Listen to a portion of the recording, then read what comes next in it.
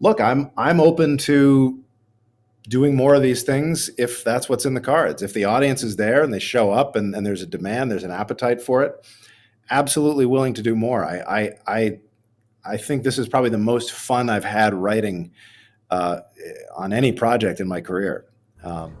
Warning. The following video is not a scoop. It is an exercise in speculation after having looked at all the known facts and coming to a possible conclusion.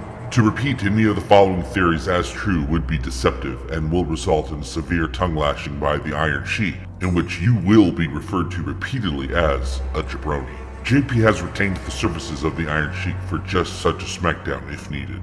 August 3rd, 2022, the Orville concludes the run of its critically acclaimed and extremely popular third season, New Horizons. Now the ever-growing fan base awaits the announcement of a fourth season by the Walt Disney Company, inspiring millions of Orvillians around the world to repeat the mantra, Renew the Orville.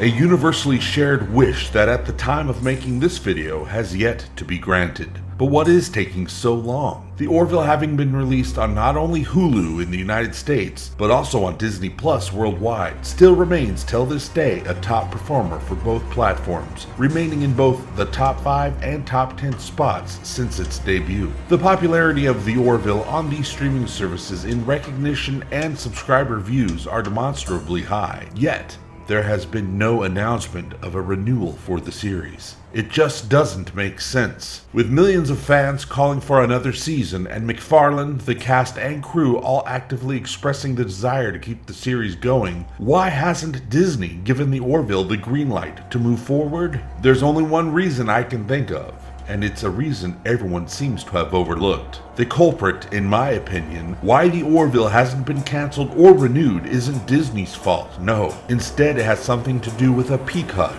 and this dude right here.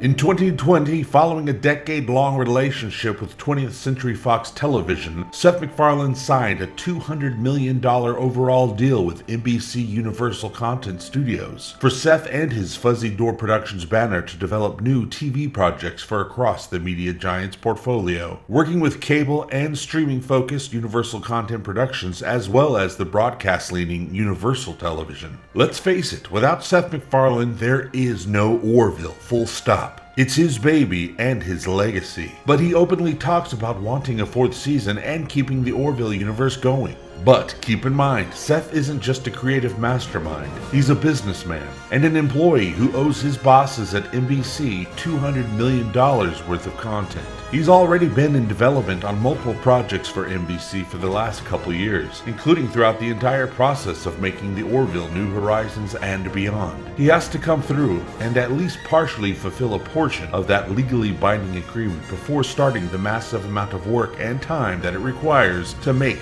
a single season of the Orville. He's currently in the process of filming his new TED series for Peacock right now, not only starring himself, but also the Orville's own Scott Grimes, a series that will eventually become a focus on this channel as well. I can feel it in my cold black robot heart that the Orville will get renewed, not when Disney is ready, but when Seth is ready. I don't envy the amount of work Seth MacFarlane has on his plate, but I have no problem at all being patient for it. So fear not, my fellow Orvillians, I have faith of the Orville. We just need to give Seth the time and patience he has already earned from us. If you like this type of content, please consider supporting Talking the Orville by clicking on stuff. I'll see you soon, and remember, we all do better when we all do better. Love you, bye-bye.